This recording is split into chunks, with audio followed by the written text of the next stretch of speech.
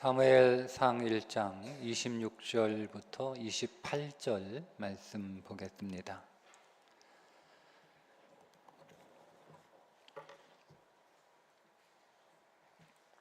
함께 읽겠습니다. 한나가 이르되 내 주여 당신의 사심으로 맹세하나이다.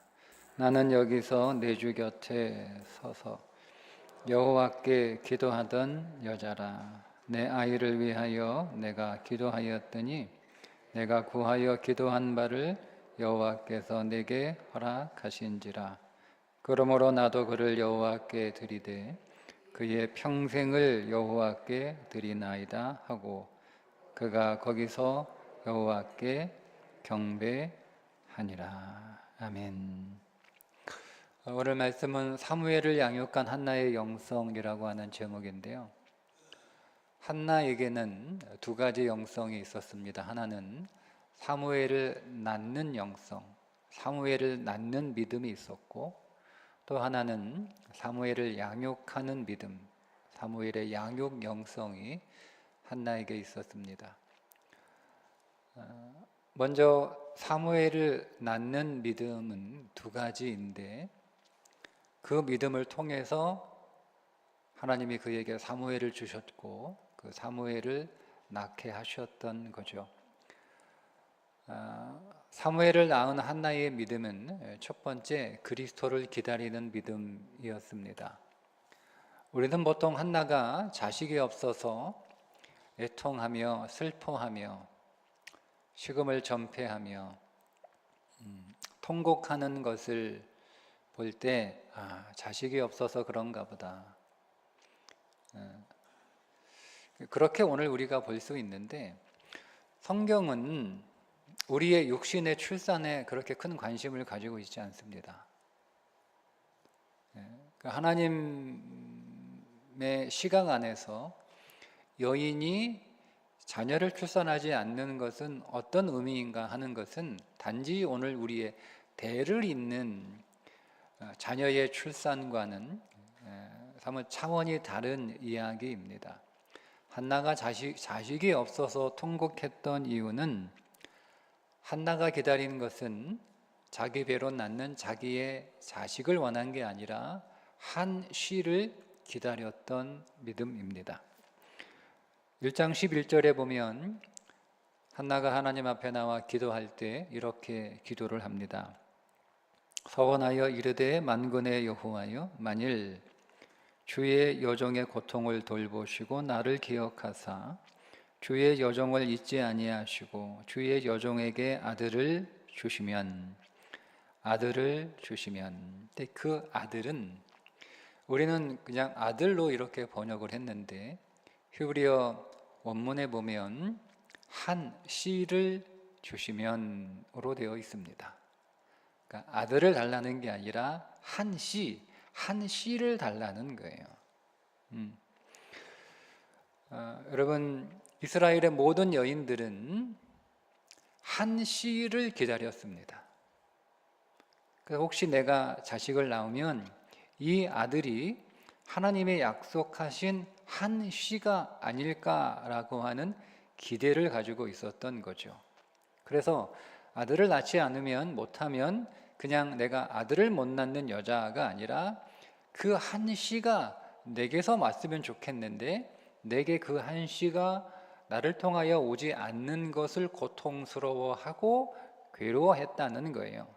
그런데 이 한 씨가 무엇을 가르치냐? 아브라함에게도 아브라함에게 한 씨를 약속하셨어요. 야곱에게도 이삭에게도 한 씨를 약속하셨어요. 그럼 이 한 씨가 무엇이냐? 아브라함에게 약속한 그 한 씨가 이삭이냐? 이삭에게 약속한 그 한 씨가 야곱이냐? 야곱에게 약속한 그 한 씨가 그의 자녀들이냐? 그렇지 않다고 바울이 갈라디아에서 밝히고 있는데 3장 16절에 보면 이 약속들은 아브라함과 그 자손에게 말씀하신 것인데 이 자손이 씨라는 뜻이에요. 씨, 정확하게 원어로 씨라는 뜻입니다. 그 씨에게 말씀하신 것인데 여럿을 가르쳐 자손들 즉 씨들이라고 하지 아니하시고 오직 한 사람을 가르쳐 내 자손 네 씨라 하셨으니 곧 누구라? 그리스도라. 이게 바울이 해석을 해준 거예요. 하나님의 아브라함에게 약속한 그 한 씨는 이삭이 아니고 예수 그리스도를 약속하셨다는 거죠. 하나님이 이삭에게 약속한 한 씨도 아들 야곱이 아니고 예수 그리스도라는 거예요. 야곱도 마찬가지고. 자, 그 한 씨는 이미 창세기 3장 15절에 약속되어 있었습니다. 내가 너로 여자와 원수가 되게 하고 네 후손, 이 후손이 너의 씨입니다. 정확하게 너의 씨, 내 후손, 너의 씨도 여자의 씨와 원수가 되게 하리니 여자의 후손은 네 머리를 상하게 할 것이요 너는 그의 발꿈치를 상하게 할 것이니라 하시고, 이 후손이 누구예요? 한 씨가 예수 그리스도인 겁니다. 그러니까 한나가 기다린 것은 자기의 육신의 자식, 내가 자녀를 낳았다 하고 하는 그런 출산을 기다린 게 아니라 하나님이 말씀하신, 하나님이 창세기 3장 15절에 약속하신 그 한 씨, 하나님이 아브라함과 이삭과 야곱을 통하여 약속하신 그 후손을 통하여 오실 한 씨가 내게서 왔으면 좋겠는데 그 씨가 자기에게 없다는 거예요. 그리스도가 내게서 나오지 않는 것을 애통해하고 그것 때문에 고통스러워하고 그것 때문에 하나님 앞에 간절하게 기도했다라고 하는 거죠. 마태복음 2장 16절에 보면 예레미야 31장 15절의 말씀을 인용합니다. 예수님의 출생과 관련된 사건인데 이렇게 말씀하고 있습니다. 이에 헤롯이 박사들에게 속은 줄 알고 심히 노하여 사람을 보내어 베들레헴과 그 모든 지경 안에 있는 산의 아이를 박사들에게 자세히 알아온 그때를 기준하여 2살 때부터 그 아래로 다 죽이니, 자, 유아 살해가 헤롯 대왕에 의해서 시행이 되죠. 유아 살해를 명령하잖아요. 2살 아래의 모든 남자아이는 다 죽여라. 그런데 이 말씀은 예레미야를 통하여 이미 예언된 말씀이다. 예레미야를 통하여 말씀하신 바 라마에서 슬퍼하며 크게 통곡하는 소리가 들리니 라헬이 그 자식을 위하여 애곡하는 것이라.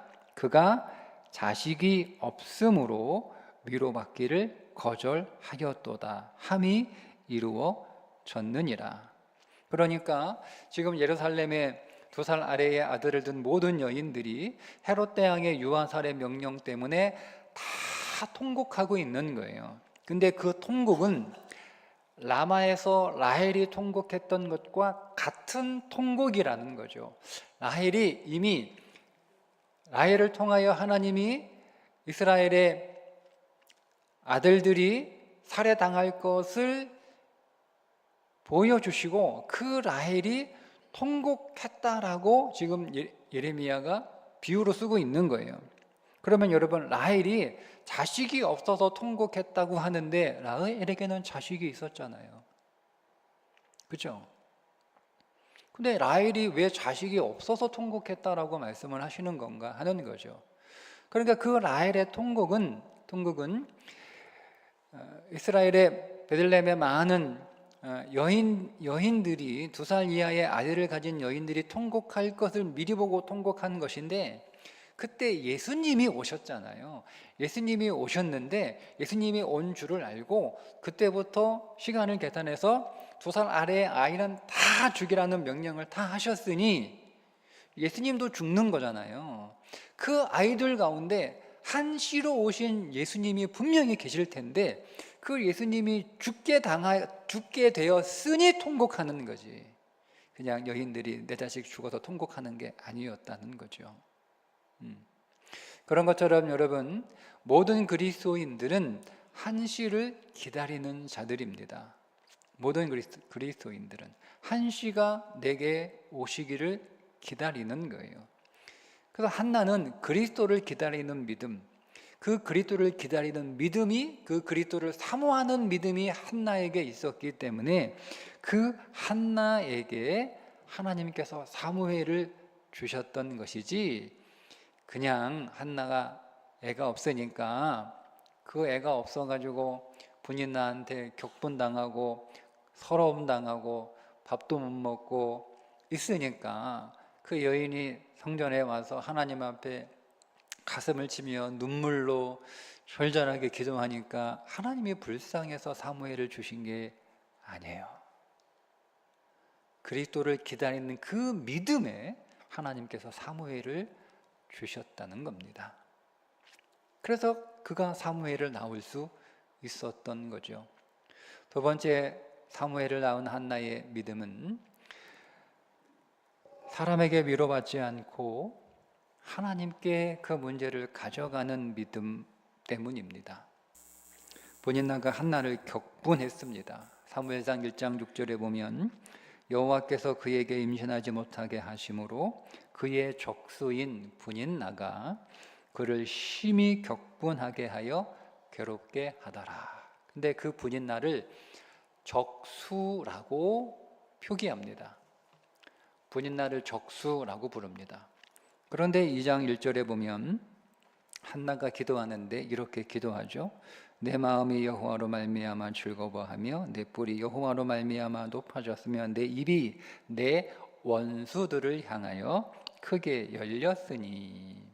그래서 우리는 분인나를 적수로 불렀기 때문에 한나가 2장 1절에서 하나님 앞에 예수님 때문에 내게 이런 일이 일어났다라고 하는 기도거든요. 세 가지 일이 일어났는데 그 가운데 하나가 원수로 말미암아 내 입을 벌리셨다. 그럼 그 원수가 앞에 1장 6절에 나오는 적수 분인나 아닐까? 이렇게. 근데 우리나라 번역을 잘했어요. 적수와 원수 다르게 번역을 했잖아요. 다른 단어예요.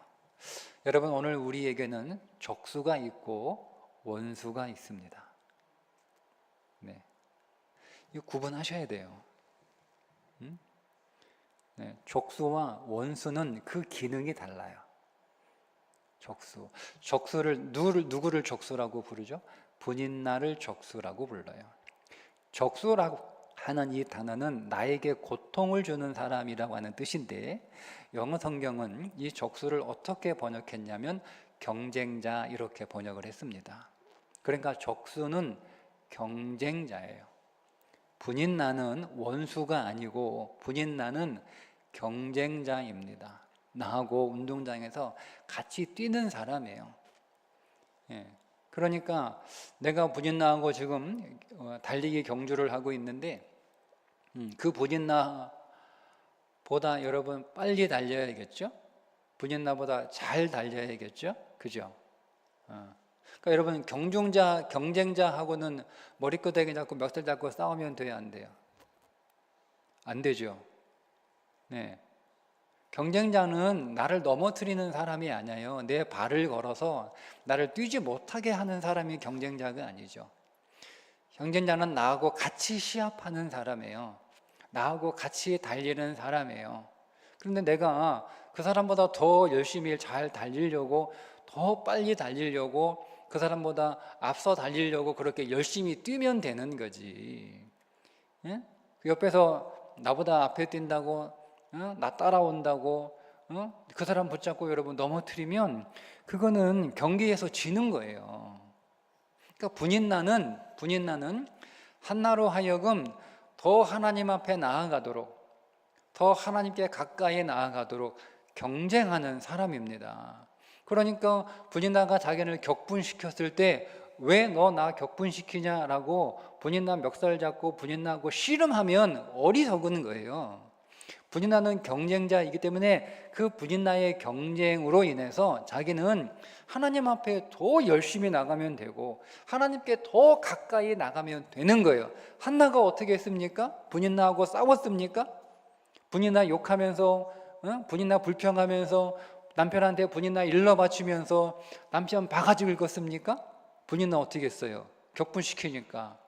그 분인나의 격분해서 하나님께 나갔잖아요. 이게 경쟁자예요. 이게 경쟁자. 여러분, 사람은 경쟁자지 원수가 아니에요. 그러니까 우리가 여러분 이거를 정확하게 우리가 정리를 하지 않으니까 마치 사람의 원수인 줄 알아. 우리는 사람한테 이 왼수야 이렇게 부르잖아요. 사람은 원수가 아니에요. 사람은 나를 격분시켰다 할지라도 그냥 나를 자극해서 나로 하여금 더 신앙으로, 더 믿음으로, 더 하나님 앞으로, 더 하나님 가까이 나아가게 하는 사람입니다.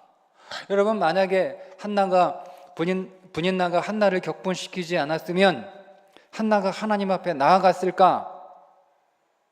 여러분, 만약에 분인나가 이런 사람이었다고 한번 제가 상상을 해봤어요. 분인나가 아주 착한 여인이야. 자기가 자식이 많다고 한나를 격분시킨 건 못된 건 맞지만 어쨌든 반대로 분인나가 굉장히 착하고 선한 여자야. 그래서 자기가 두 번째 부인으로 들어와서 첫 번째 부인 한나는 아이가 없고 자기가 아이가 생겼어. 그러니까 내가 아이가 생겼는데 이 첫 번째 부인 한나 언니는 얼마나 속상할까? 그죠? 얼마나 속상할까? 한나 언니가 얼마나 속상할까? 얼마나 괴로울까? 그래서 내가 그 앞에서 막 자식 낳았다고 너무 기뻐하고 좋아하면 내가 너무 미안하다. 응? 그래서 조심하는 거예요. 그래서 언니 만나면 언니 위로하는 거예요. 언니 자식 없다고 너무 슬퍼하지 마세요. 내 자식이 언니 자식이에요. 응? 내 자식이 언니 자식이에요. 언니 자식하고 마찬가지 아니에요. 응? 여러분, 이렇게 분인나가 한나를 위로했다고 한번 생각을 해보세요. 그럴 수 있잖아요. 세상에 다 분인나처럼 그런 사람만 있는 건 아니잖아요. 그죠? 마음씨 착하고 선하고 따뜻하고 그런 사람이 있을 수도 있잖아요. 근데 분인나가 아직 그런 여인이었어. 그래서 언니 하면서 막 한나 위로해주고 맛있는 것도 만들어주고, 언니 가을 됐는데 우리 단풍 구경하러 가자 라고 해서 너무 집에 안에 있으면 쓸쓸하고 우울하니까 언니 안 되겠어, 단풍놀이 구경 가자, 내가 다 맛있는 거 사줄게, 뭐 이렇게. 그렇게 분인나가 너무 잘해주는 거예요, 한나한테. 그럼 한나가 기도하러 갔겠어요? 네? 갔겠어요, 기도하러? 그래, 자식이 없어도 분인나가 낳은 자식이 뭐 남편 엘가나의 자식이니까 내 자식이나 마찬가지지. 하나님이 이렇게 나에게 또 분인나를 통해 자식을 주시는가 보다. 그렇게 여러분 위로받아요. 하나님에 나가지 않아. 그 분인나가 자기를 격분했기 때문에 내가 더 하나님께 나갈 수 있었던 거예요. 그러니까 고마운 거죠. 이게 한나의 믿음이었습니다. 누군가가 여러분을 격분시킵니까? 그는 경쟁자입니다. 원수가 아니에요. 여러분을 격분시켜서 여러분으로 하여금 더 기도하게 하시고, 더 말씀 가운데로 이끌어 가시고, 더 하나님 만나게 하시고, 더 하나님 앞으로 나아가게, 하나님 더 찾게 하는 여러분의 경쟁자일 뿐이에요. 여러분, 그 사람 발걸어 넘어뜨리려고 하지 마세요. 그 사람하고 씨름하지 마세요. 경쟁자는 우리의 씨름의 대상이 아니에요. 우린 누구하고 씨름해야 되는 거예요? 원수하고 씨름하는 거예요. 그 원수는 2장 1절에 한나가 기도할 때 나오는 그 원수는 사탄을 말하는 거예요. 사탄. 우리를 믿음에서 멀어지게 하는 자, 우리의 발을 걸어 믿음에서 꼬꾸라지게 하는 자, 우리를 하나님을 믿지 못하게 하는 자, 그게 여러분 우리의 진짜 원수예요. 진짜 원수예요. 에베소 6장 12절에 우리의 씨름은 혈과 육을 상대하는 것이 아니요 통치자들과 권세들과 이 어둠의 세상 주관자들과 하늘에 있는 악의 영들을 상대함이라. 분명히 말씀하잖아요. 원수는 사람이 아니에요. 혈과 육에 속한 것이 아니란 말이에요. 그러니까 여러분, 우리의 씨름의 대상은 사탄이지. 나로 하여금 기도하지 못하게 하고 믿음대로 살지 못하게 하고 믿음의 선택을 하지 못하게 하고 주님과 동행하지 못하게 하고 주님 부르지 못하게 하고 주께로 가까이 나아가지 못하게 하고 하나님 나라를 위하여 살지 못하게 하고 절망하고 근심하고 분노하게 해서 하나님 찾지 못하게 하는, 그게 우리의 원수지. 그러니까 우리는 그 원수와 씨름하는 거예요. 그러니까 오늘 우리의 싸움의 상대는 사탄이지 사람이 아닌 거예요. 여러분, 그래서 누군가 여러분을 격분시킬 때 그 마음이 고통스럽다 하더라도 하나님 앞에 그로 인하여 더 나가는 한나의 믿음을 가진 여러분 되시기를 축복합니다. 한나가 여러분 남편의 위로도 거절하잖아요. 그 남편의 위로를 얼마나 위로를 합니까? 아내를. 최선을 다해서 여러분 엘가나가 한나의 마음을 위로하기 위해서 애를 많이 쓰잖아요. 근데 그 위로를 거절하잖아요. 그게 믿음이에요. 사람의 위로를 거절하는 거예요. 내겐 사람의 위로가 필요한 게 아니고 하나님의 위로가 필요하다라는 거예요. 여러분, 그러니 사람이 오늘 우리를 위로해 줄 수 있다고 해서 그 위로에 너무 만족하셔도 믿음 없는 것이고, 사람이 나를 위로하지 않는다고 해서 너무 속상해하는 것도 여러분 믿음 없는 거예요. 사람의 위로는 그냥 위로일 뿐이에요. 위로해 주면 고맙고 고맙다 하더라도 나는 그 위로에 만족해서 멈추어 서지 않는 거죠. 나를 위로해 주는 고마운 사람이 있으나 그 위로를 얻어서 내가 힘을 더 내 하나님 앞에 더 나가야 되는 거죠. 설사 누가 나를 위로하지 못한다 할지라도, 위로를 기대했으나 위로를 내가 얻지 못한다 할지라도, 그래, 나의 진정한 위로는, 여러분, 위로는 쓰다듬어 주는 게 아니에요. 그거 쓰다듬어 줘서 뭐 할 거예요? 무슨 문제가 해결됩니까? 쓰다듬어 준다고 해서. 내 마음은 조금 만져준다고 해서 무슨 문제가 해결됩니까? 위로는 해결해 주는 거예요. 그게 진짜 위로 아니에요? 아픈 사람 와가지고 여러분, 아이고 아파서 어떻게, 이렇게 고생해서 어떻게, 그런다고 병이 낫습니까? 진짜 위로는 고쳐주는 거잖아요. 배고픈 사람한테 이렇게 못 먹어서 어떻게, 배고파서 어떻게, 그게 위로가, 내가 배고픈 내 심정 아는구나. 그래서 조금 마음이 훈훈해질 수는 있겠는지 모르겠으나 배고픈 자에게 위로는 먹을 거를 주는 거잖아요. 그게 진짜 위로 아닙니까? 그러니 나를 위로해 주실 분은 오직 한 분, 하나님밖에 안 계심을 알고, 위로는 고맙지만 대놓고 위로 필요 없어 이렇게 하는 게 아니고, 위로는 고맙지만 그 마음속으로 위로는 참가. 그래도 그런 사람이 있다는 게 얼마나 고마운 거예요. 고맙지만 그러나 나를 진정으로 위로하실 분은 하나님밖에 계시지 않다라는 거예요. 그 믿음으로 여러분 하나님 앞에 나아가셔야 여러분을 통하여 사무엘이 나오는 거예요. 이게 사무엘을 낳는 두 가지 믿음이에요. 그리스도를 사모하는 믿음, 사람에게 위로받지 않고 하나님 앞에 위로받으려고 하나님 앞에 나가는 믿음, 그 믿음을 통해서 사무엘이 나옵니다. 사무엘. 근데 사무엘을 낳기만 하면 뭐합니까? 사무엘을 이번에는 양육해야죠. 그죠? 낳는 것보다 더 중요한 게 그 낳은 사무엘을 사무엘답게 양육하는 거예요. 양육하는. 자, 그러면 한나가 사무엘을 어떻게 양육합니까? 젖될 때까지는 엄마가 사무엘을 안고 사무엘을 양육을 합니다. 그 젖될 때가 됐어요. 오늘 말씀이 그 부분이에요. 오늘 말씀이 젖을 떼고 나서 사무엘을 서문하여 드렸기 때문에 하나님께 드립니다 하고 데리고 가는 곳이 어디입니까? 엘리한테 데리고 갔어요. 한나가 사무엘을 엘리한테 좀 키워달라고, 엘리를 좀 잘 키워달라고, 엘리를 잘 양육해 달라고 한나가 사무엘의 양육을 엘리에게 맡긴 거예요. 여러분 같으면 사무엘에게 여러분 귀한 자식을 맡기시겠습니까? 맡기실 수 있어요? 여러분, 엘리는 어떤 사람이죠?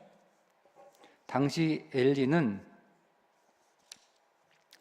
눈이 어둡고 몸은 비대해서 하나님의 말씀을 듣지 못하는 사람이었습니다. 그러니까 이름만 대제사장인 거죠. 그 이름뿐인 몸이 비대해진 그런 종교인이잖아요. 그런 종교인에게 하나님이 주신 그 귀한 자식을 양육해 달라고 갖다 맡길 수 있나요?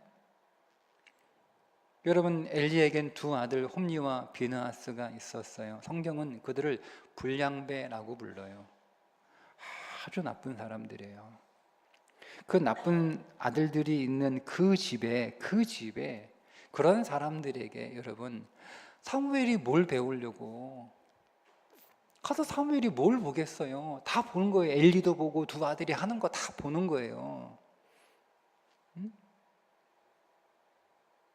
근데 여러분, 거기에 그 귀한 아들, 그 어렵게 얻은 아들, 그 하나님이 주신 그 아들을 여러분 그곳에 가서 배우라고 거기에 지금 맡기고 있는 이 한나가 여러분 보시기엔 어떻습니까? 믿음이 좋은 것처럼 보입니까? 아니면은 또 생각이 없는 것처럼 보입니까?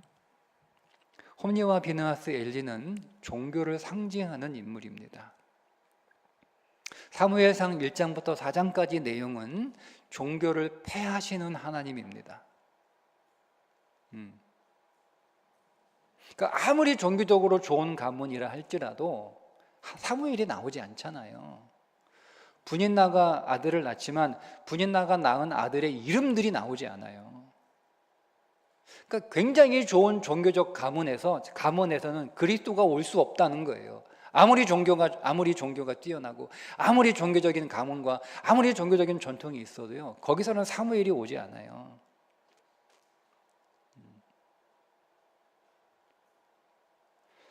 2장, 3장, 4장을 거치면서 하나님은 계속 종교를 닫으시고 종교를 폐하시는 하나님의 말씀이 계속 남아요.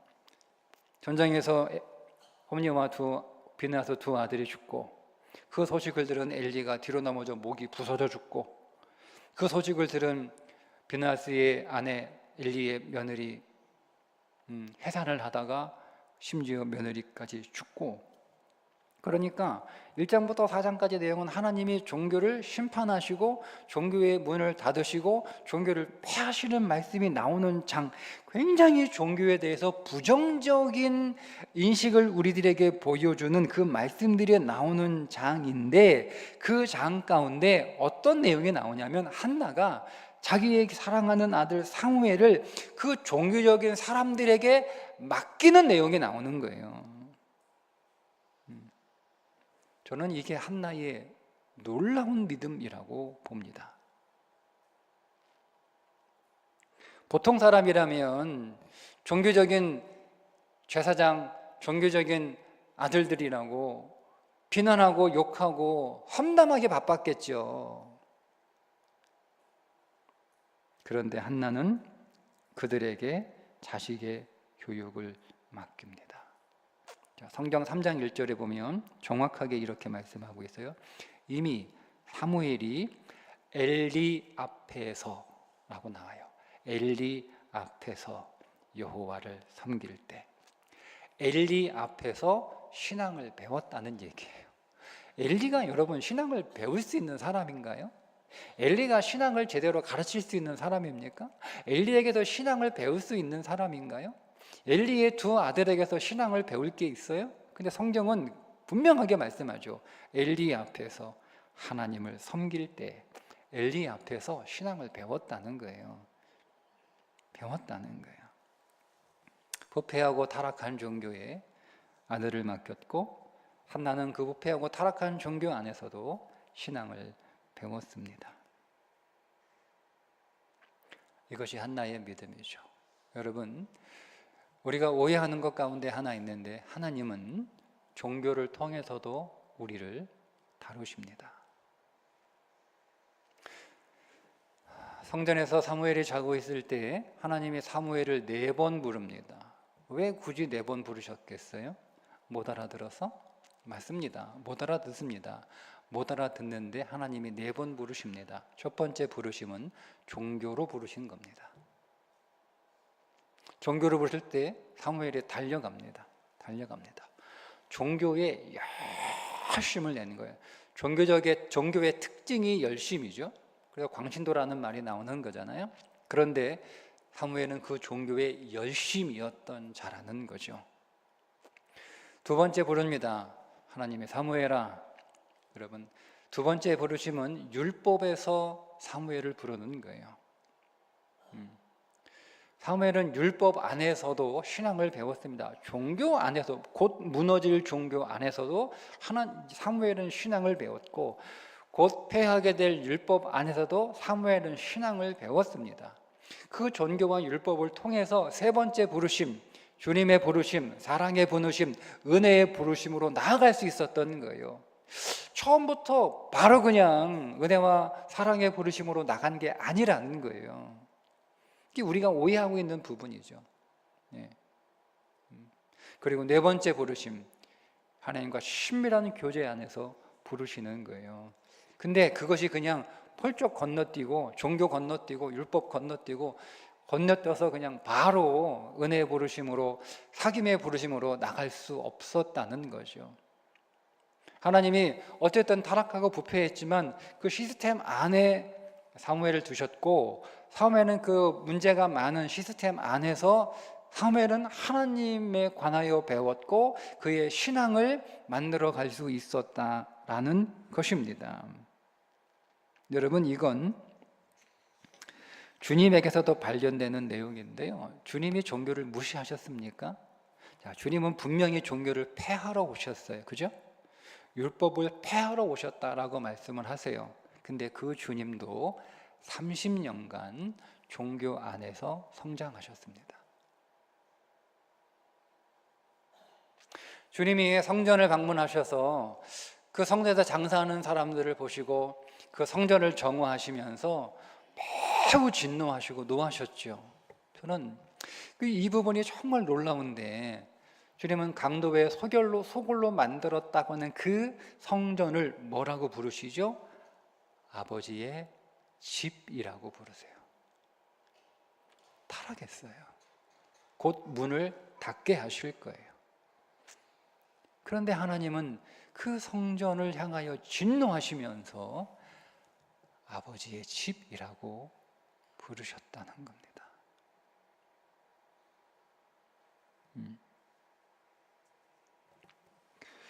주님은 종교화된 당시 신앙을 멸하려고 오셨고, 그래서 바리새인과 같은 유대 종교 지도자라고 끊임없이 날선 대결을 하셨음에도 불구하고, 그 유대 종교를 부정하셨음에도 불구하고 주님은 그 종교를 존중하셨어요.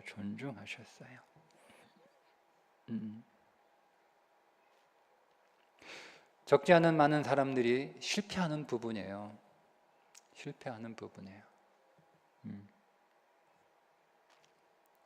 여러분, 하나님이 폐하신 그 종교적인 집안 엘리의 후손에서 누가 나오냐면, 다윗에게 떡과 골리앗의 칼을 제공한 제사장이 나옵니다. 놉당의 제사장 아비멜렉이 엘리의 후손입니다. 예수님이 칭찬하신 구약의 유일한 제사장입니다. 하나님이 그 종교 안에서 끊어버리셔서 아무것도 안 나오는 게 아니에요. 그 하나님이 멸하시고 폐하신 그 종교 안에서 하나님은 아비멜렉이라고 하는, 아비멜렉은요, 여러분 그 당시 굉장히 파격적인 사람이에요. 오늘 같으면 여러분 깜짝 놀랄 일이에요. 어떻게 여러분 제사장들이 먹을 진설병을 다윗에게 줍니까? 있을 수 없는 거예요. 그러니까 아비멜렉은요, 종교를 뛰어넘는 신앙을 가지고 있었던 사람이에요. 근데 그 사람이 누구를 통해? 엘리의 후손으로 왔다니까요. 엘리의 후손으로.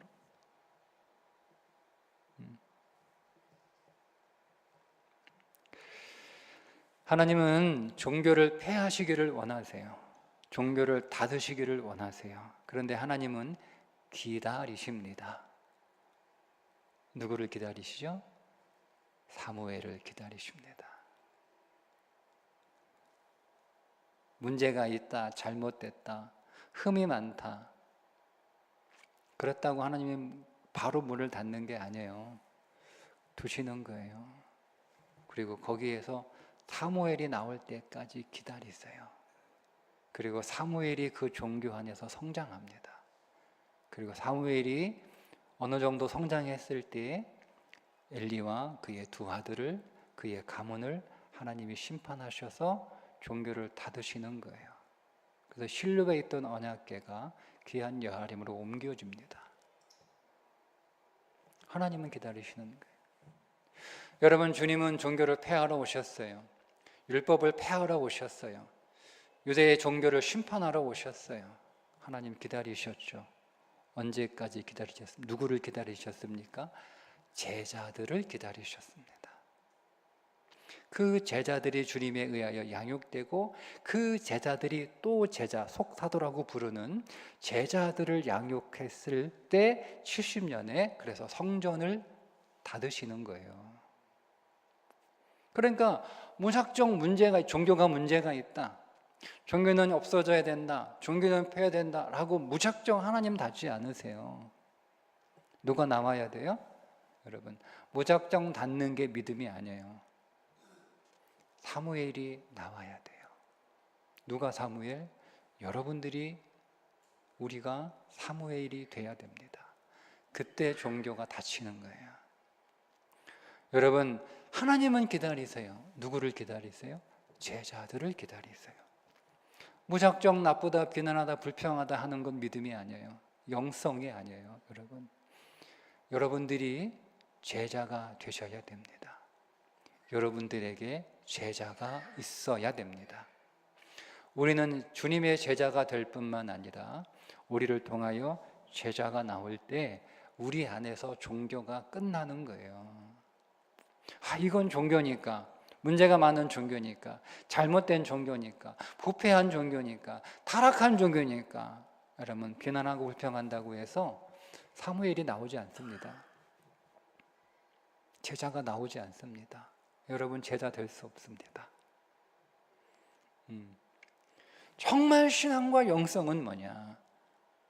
사무엘이 나오기까지, 그리고 사무엘이 양육되기까지, 사무엘이 성장하기까지 그거를 존중하고 그 안에서 믿음으로 양육하는 거예요. 그게 여러분 한나의 믿음이죠. 우리의 믿음이 돼야 되는 거예요. 믿음이 돼야 되는 거예요. 비난하고 불평하고 지적하는 건 누구나 할 수 있습니다. 특별한 지식이 필요한 것도 아닙니다. 뛰어난 믿음이 필요한 것도 아닙니다. 다 할 수 있습니다. 그러나 사무엘이 되는 건 아무나 할 수 없습니다. 제자가 되는 건 아무나 할 수 없습니다. 제자를 낳는 건 쉽게 할 수 있는 일이 아닙니다. 오늘 저와 여러분이 하나님의 생명의 교회가 되는 일에 사무엘이 되고 제자가 되고 제자를 낳는 자들이 되는 일에 더 힘써 나갈 수 있기를 주님의 이름으로 축복합니다. 기도하겠습니다.